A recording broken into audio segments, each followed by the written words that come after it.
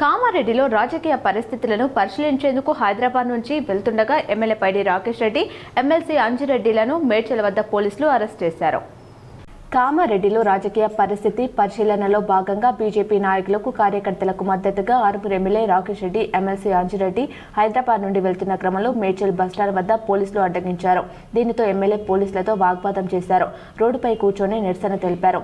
పోలీసులు ఎమ్మెల్యే రాకేష్ రెడ్డిని, MLC అంజిరెడ్డిని police వాహనంలో పోలీస్ స్టేషన్ కి తరలించారు.